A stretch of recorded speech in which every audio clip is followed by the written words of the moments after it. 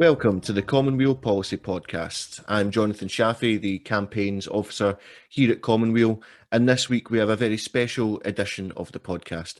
I'm delighted to be welcomed by Tim Rideout. Tim has been pursuing, among a great many other things, the campaign for the Scottish currency.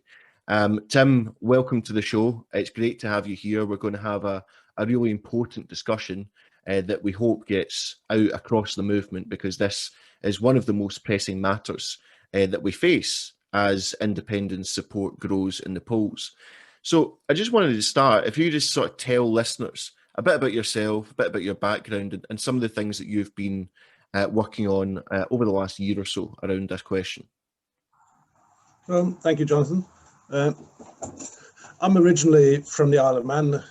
My father had a farm just outside Douglas, and then at the time of the sort of 1973 financial crisis, my parents decided to emigrate to Cape Town in South Africa. So I had high school in Cape Town and then went to the University of Cape Town, where I did degrees in geography and economics. And that was an interesting period, because at that time we obviously had the apartheid government, and in order to read Marx's Das Kapital, which was a prohibited book which would get you jailed if you had a copy of it, I actually had to sign the security police register to say that I'd consulted this illegal publication. And then end of 1984, I left South Africa. I wasn't prepared to go into the army, and came to Edinburgh, where I did a PhD. I got involved with the SNP in 1988, but then I started my own business, so I didn't do very much in the late 90s and 2000s. And it was only really at the time of the 2014 referendum that I re-engaged with party politics. I thought at the time that the currency proposal for a currency union with England was the wrong idea, but I assumed people knew what they were doing.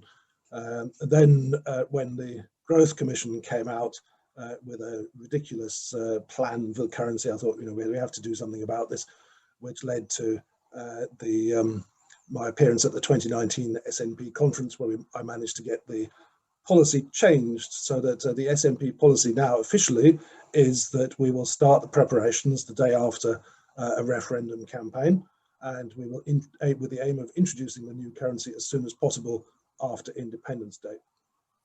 Well, thanks for that, and I think it's really useful to get that overview for listeners, so they know exactly the kind of credentials that you have, and also the background and experience within the SNP and campaigning for independence.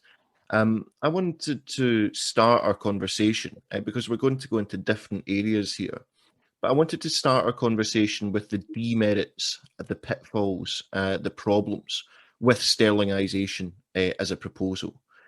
When I first read the Growth Commission, there was lots within that document that I disagreed with. The references to flexi work, the annual solidarity payment, the way that was constructed, lots of other things. But perhaps the most striking problem that I had with it, and I know that a great many people across the independence movement had, was with the notion that we would adopt sterlingisation, and that this plan for sterlingisation would be tied to the now infamous 6 tests. Now, before we come on to the detail of those tests and of that of those questions, I want to just ask you, what is sterlingisation for our listeners? That's the first thing. And the second thing, what does it mean? What would it mean for Scotland? What's the reality of sterlingisation when it comes to building our economy? Well, sterlingisation is simply that we carry on as at the moment using the existing Bank of England banknotes, the coin, the Royal Mint coins that we've got, that your bank account remains denominated in sterling. I mean, there is an option to that, in that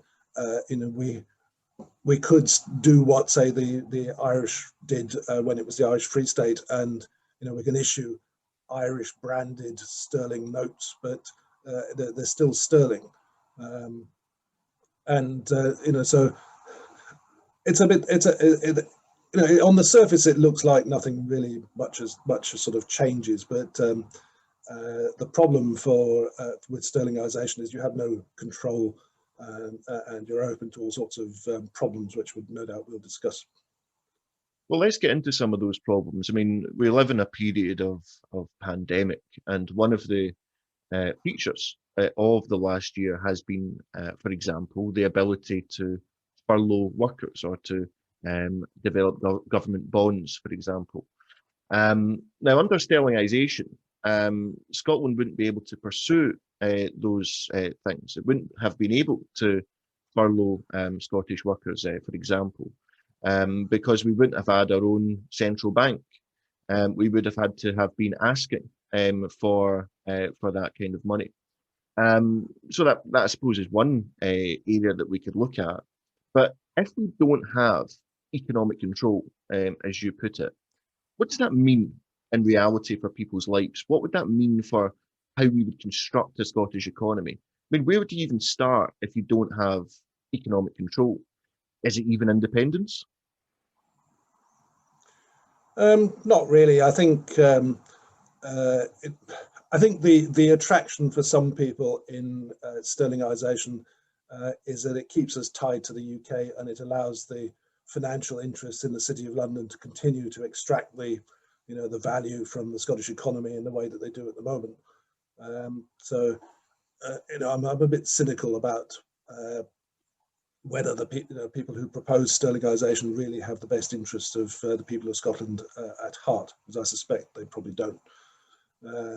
So the difficulty with with sterlingisation, money. Well, firstly, I think it's important to make clear that the state is the monopoly issue of money, and it's taxpayers' money. Well, unfortunately, it isn't taxpayers' money. Any taxpayer making their own money will get done for forgery. It's the state's money. It's a state monopoly. It's called public funds. It belongs to the people. And if you don't control a currency, then you can't create the money that the country needs. We're stuck with whatever we manage to get from the rest of the UK. So I think for people, it's perhaps worth saying that the currency, the money, whatever, it's a bit like the plumbing in your house. Nobody's very interested in the plumbing, as long as it works. The minute there's a blockage and your toilet's overflowing and flooding the house, then suddenly it becomes a critical issue. And that's a bit what happens under sterlingisation, that for a few months, maybe a year, a couple of years, everything will appear to be working correctly, and then there's going to be a crisis. For example, there's a rumour that the Scottish government is about to introduce a currency, so everyone who's got lots of sterling suddenly transfers it out of the country, which these days on the internet you can do in minutes, and we end up in a full-blown crisis where all the cash has disappeared. And then you end up with an emergency introduction of your own currency without having prepared for it, and potentially a total catastrophe. So there's big problems around sterlingisation.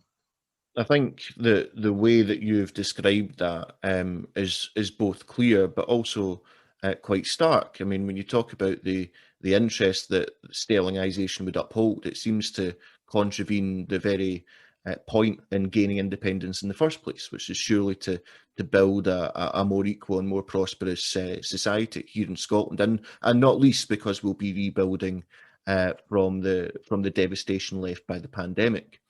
Before we look at some of the tests that have been applied to sterlingisation, there's one other issue that I just want to make sure is clear for people, because it's something which I've been talking about on Twitter and various articles in the Herald and elsewhere. I know that others have been discussing this point as well.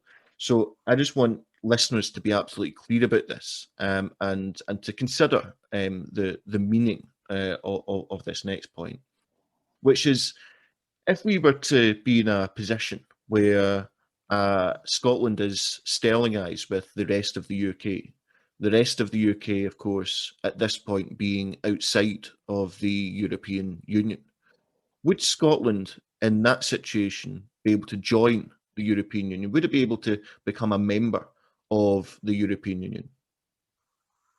No, because we would violate the rules of the acquis which is that you have your own currency and central bank. You could say, well, the European Union would be very well disposed towards Scotland and they'd try and make things easy, but you'd have to get a sort of derogation. And I think if we were using a currency that was a currency of another EU member, then we'd get away with it. But using the currency of a country that's just departed in a huge huff and ended up angering most of the EU members. We're just not going to get away with that. No, and it seems quite bizarre to me that that point hasn't created much more of an issue and much more of a discussion, given the extent to which the case for independence has come to rely on opposition to Brexit and on membership of the European Union. So forewarned is forearmed, I think, is a useful thing to consider in this kind of situation. If we're going to go into a referendum anytime over the next few years, if we are going to do so with a convincing plan and enter a period of negotiations after a yes vote that results in the kind of success that we want to see and the kind of autonomy that we want to see, then we're going to have to iron these issues out. Now, Tim, the first time that I saw you speak was at an SNP conference last year. And I thought it was a very good speech. It was part of a debate about the question of sterlingisation and currency as part of the motion that was being moved around the Growth Commission.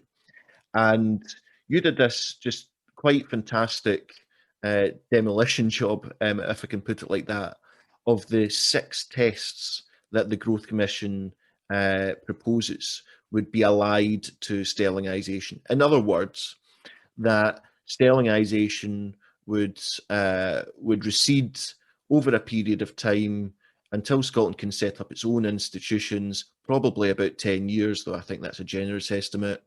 And it would do so on the basis of meeting 6 tests, 6 criteria set out by the Growth Commission. Now, you dissected those tests, which we're going to talk about, but recently in The Spectator, the author of the Growth Commission report, Andrew Wilson, restated in that article that the plan is for sterlingisation to be tied to these tests. That's despite the outcome of the conference. Many have argued, and this article was also promoted and shared by the First Minister in glowing terms. So clearly this is an argument we're going to have to look at again. But for people coming fresh to this whole discussion, I wonder if you could take us through some of these tests and just give people a bit of an insight into the nature of these tests and why, in fact, rather than a gateway to our own institutions and our own currency and economic control, there would in fact be a straitjacket on that process. Well, it's just as well you didn't notice when I was doing that speech that my pulse was about 180 and I was sort of shaking like a leaf when they said, right, onto the stage now. So anyway, unfortunately, I think the Andrew Wilson has never taken any notice of what conference decided because the next morning he was on the BBC saying that what the conference decided on the currency made no difference and his plan was going to continue unchanged. So in terms of the tests, these tests, there are 6 of them. They're a mixture of things which either already achieved or which can never be achieved. So they're not really very helpful at all.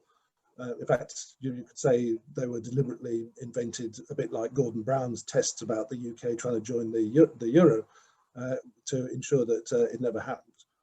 So the first test is about the level of deficit and debt that Scotland would have as an independent country.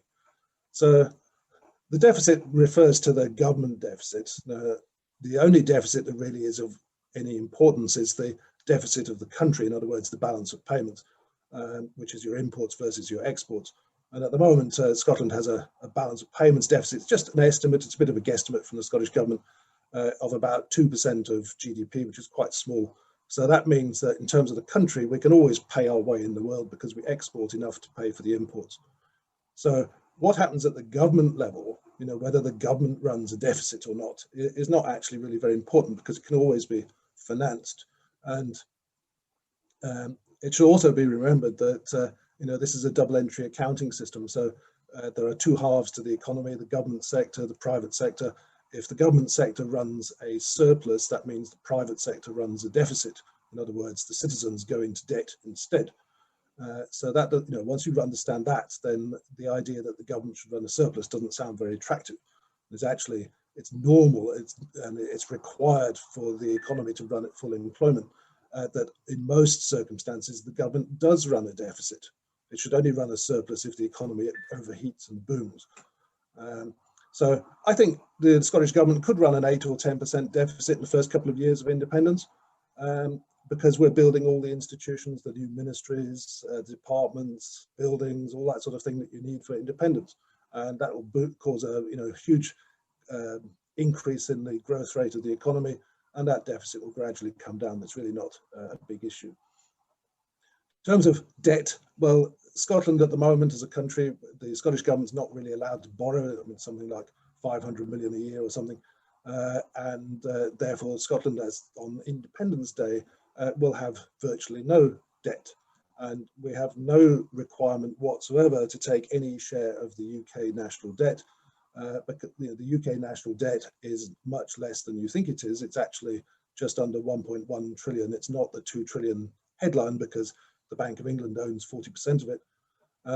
And it is on the other side of the accounting ledger. It's just the UK national savings. So why would you want Scotland to take away part of the UK's national savings of its citizens?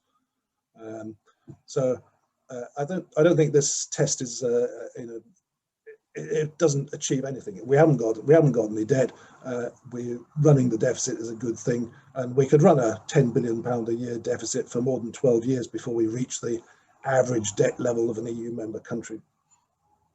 The second of these tests is about the central bank. And it's, do we have a credible central bank? Well, the only real purpose of a central bank is to run a currency. So, if you don't have a currency, you can't have a credible central bank. You can have something that's called a central bank, but it isn't a central bank. The only way you can test whether the central bank works is by waiting for 5 or 10 years after you've introduced the currency. And then you can say, well, did it work? And, were there any issues? You can't do it beforehand. Test 3 is, does the currency meet the needs of people and business? Well, in the South Pacific Islands in the 17th century, they used cowrie shells, and they seem to work perfectly well as a currency. Why is a Scottish pound or merc or whatever we want to call it not going to meet the needs of people and business? It's a sort of complete non-test that's it's achieved already.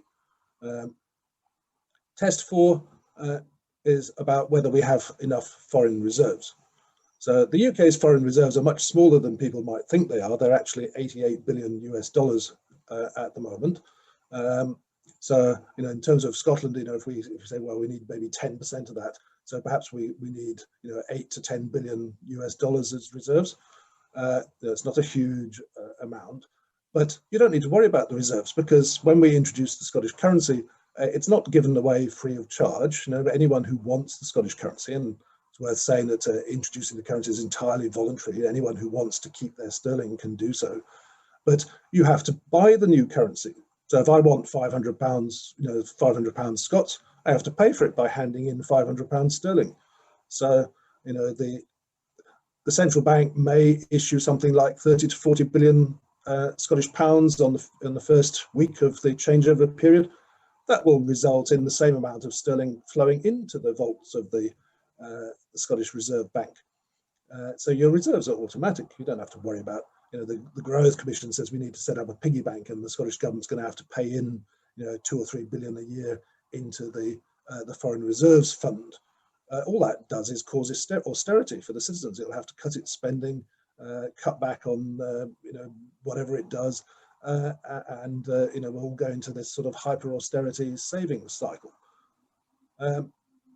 The fifth of these tests is, does the currency fit our trade patterns? Well, this was the one in conference I said, well, anyone who has a clue what that's about can send me an email, because any currency fits your trade patterns, unless you're going to have sort of 4 or 5 different currencies based on whether you're trading with the US or the Eurozone or whatever. I mean, why would it not? If you wish to trade with an American, you change your Scottish pounds into US dollars. If you're trading with somebody in Japan, you change them to yen. What on earth is all that about?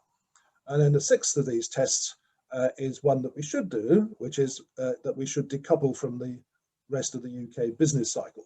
The UK has been mismanaging the economy at least since 1920, and we should not remain attached to the sort of boom-bust cycle that the UK goes through.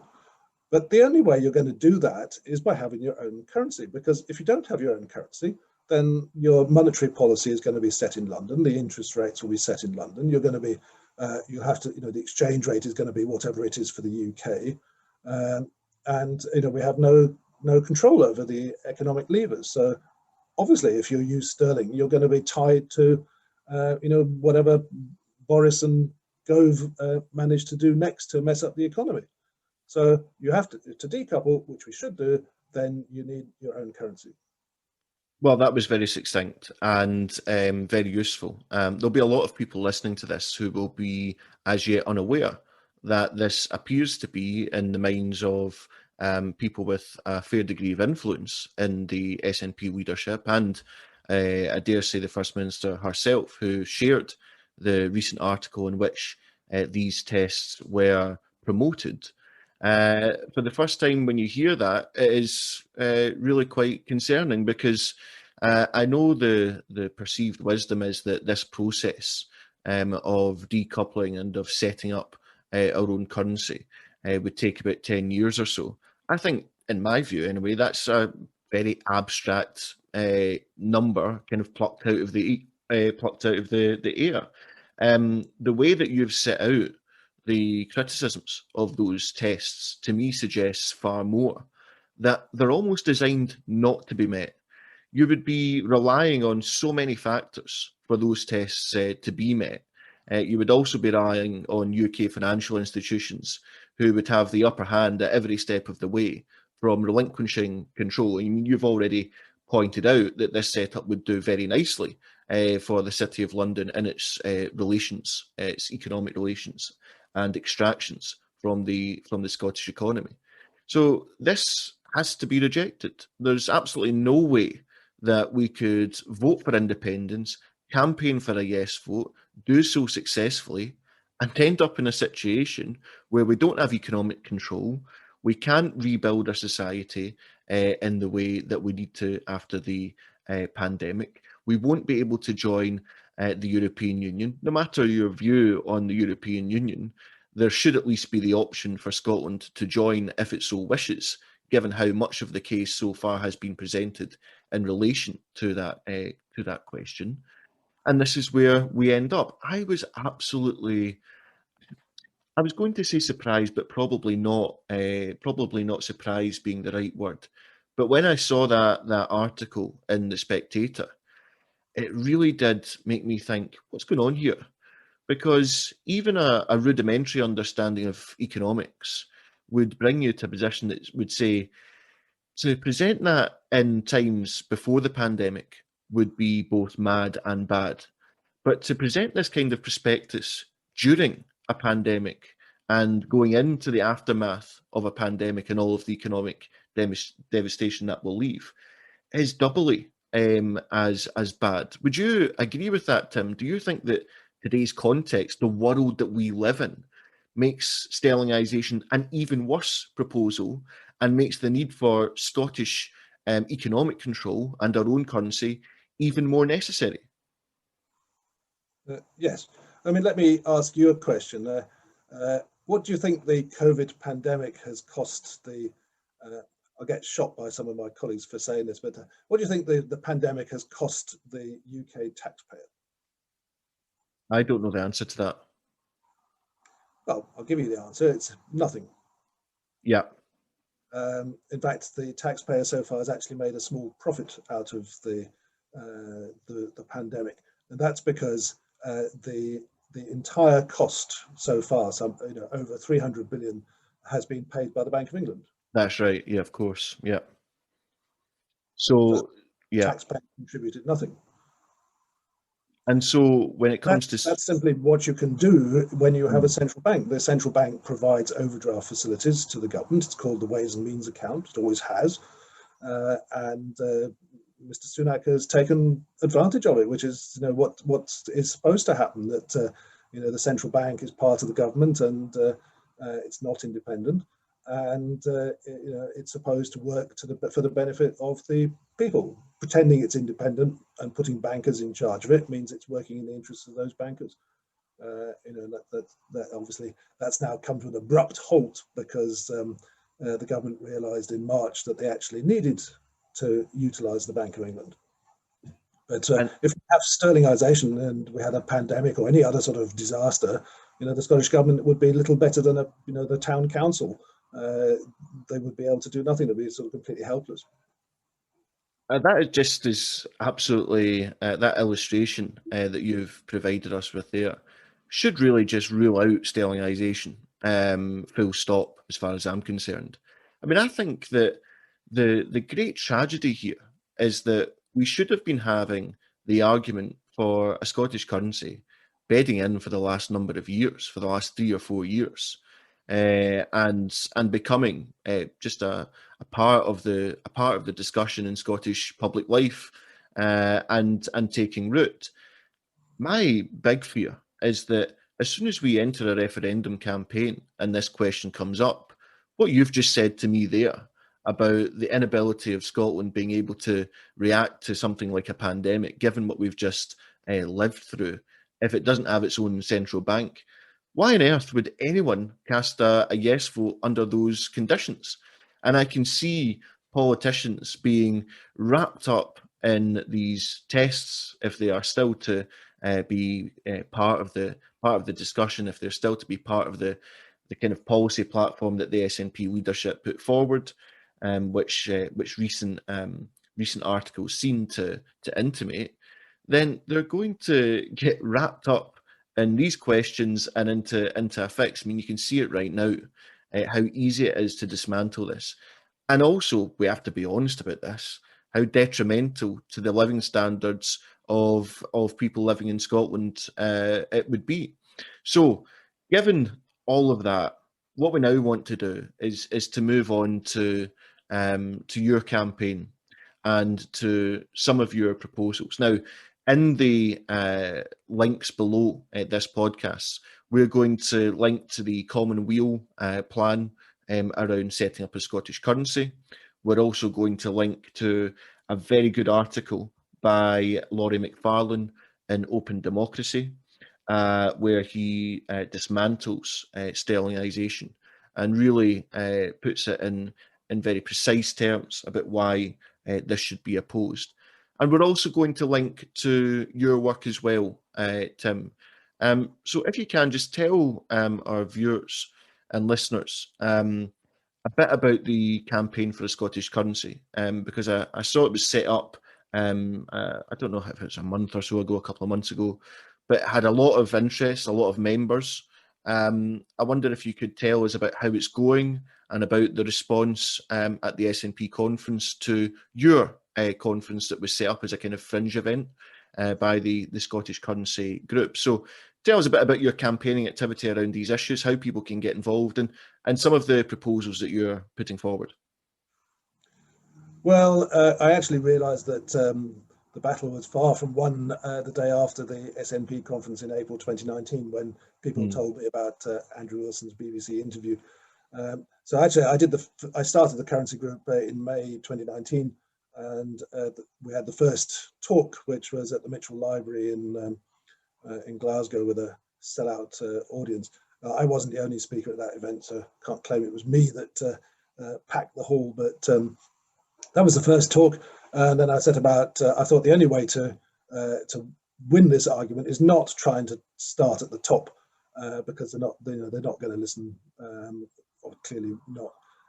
And I thought, we need to go around the grassroots, explain to SNP branches, yes groups, and so forth, what currency is, how it works, and that introducing your own currency is actually quite easy.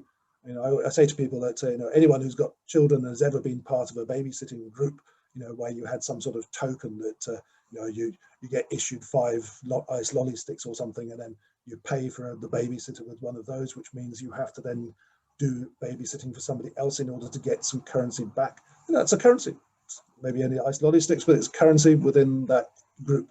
And it wasn't very difficult for people to introduce that. It's not particularly difficult to introduce a national currency. None of the countries that left the Soviet Union took more than 2 years to introduce their own currency, which means if there's a 2-year transition period after we vote for independence, there's no reason why we can't be ready to introduce the currency a month or 2 after Independence Day. So I did something like 26 talks before the pandemic started, all the way from Dumfries to Stornoway. We've moved online, and I've carried on doing them on Zoom. Then the currency group has gradually increased, and it really took off around about August. We're now over 2,100 members in the currency group. I think we've got about 7 MPs, 1 MSP, and we've even got Richard Marsh, who was a member of the Growth Commission. And for my sins, I have arch unionist Sam Taylor, who is a member of the currency group.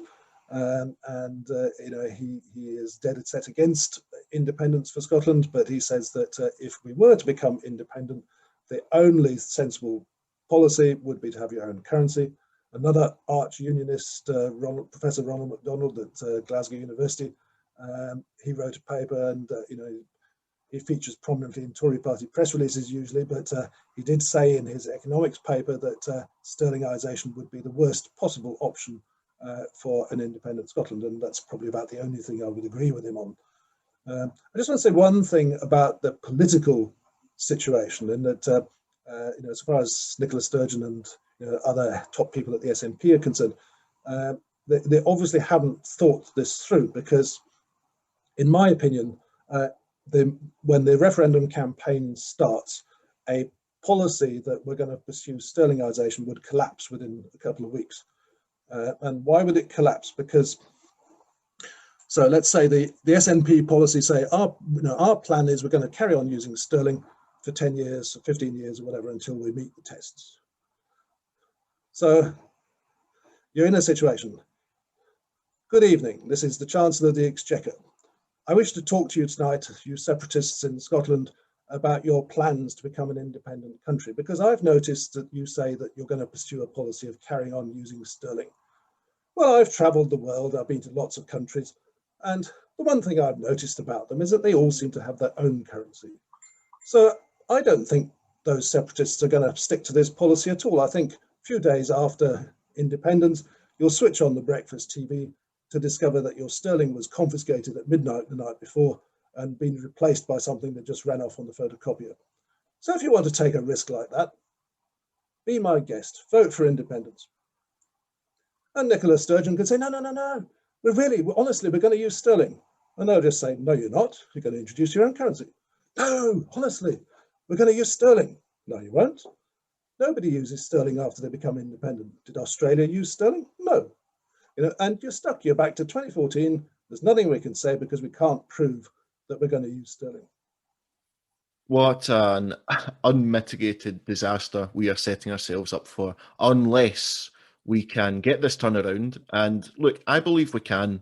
I think that the Growth Commission has been so thoroughly rebuked, and it's, I think, quite useful the way that you've laid it out there, using not only the example of the little discussion between First Minister and Chancellor, but also looking at that whole, the whole question of how would it play out during the referendum debate.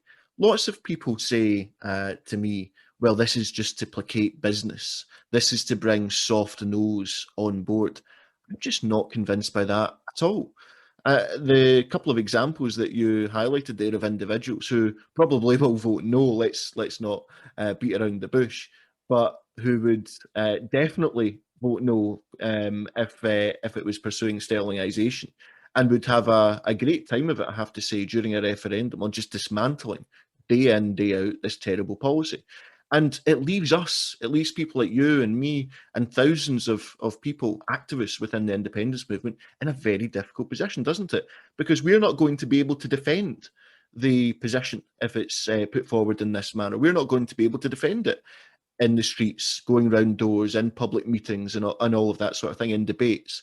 So we want to campaign for independence, but we need to have a plan that allows us to do so. We need to have a plan that is clear about how we set up Scottish institutions and about the necessity for economic control in Scotland. And I will say, very lastly, just on that, there has been an attempt, and I don't know if this is just the kind of Charlotte Street Partners kind of PR guru coming out, but there has been an attempt to say that anyone who has any criticisms of the Growth Commission and of Sterlingisation must necessarily be some fringe Marxist. That's absolutely nothing could be further from the truth in many ways. There'll be many Scottish businesses who I would have, let's say, disagreements with over economics, who will say to themselves, well, this policy would set Scotland up for a fail and would be a complete disaster. We need to set up the Scottish institutions that we require to rebuild from the pandemic. It's absolutely vital that we do so. And just to recap on the first part of our conversation, Tim, because I think this has been really useful for listeners, and I hope it gets spread across the movement, this interview, because people really need to understand the issues. But we talked about the fact that this would prohibit EU membership if we pursue this policy. We talked about the fact that these tests that have been applied to it are almost by design never meant to be met. We talked about the impact this would have in terms of the possibility of austerity. And we also talked about the fact that we have actually an alternative plan. So just as a way of wrapping up, if you could just tell people, Tim, who are listening, how can they get involved?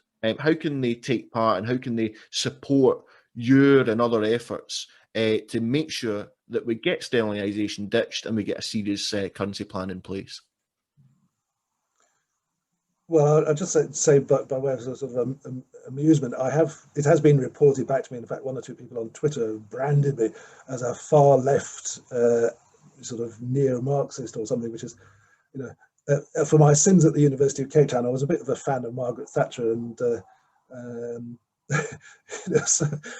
my views have changed somewhat since. But I run a small business, and I'm very much in favour of the role for the private sector.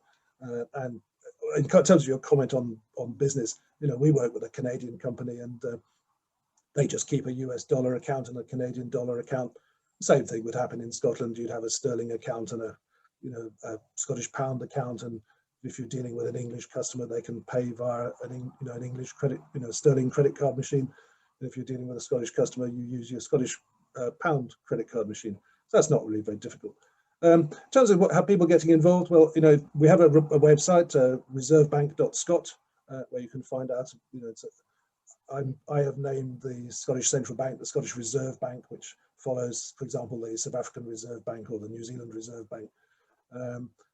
So you can visit reservebank.scot. You can get involved with the currency group, which is on Facebook. So just look at facebook.com/groups/Scottish currency. You'll find us.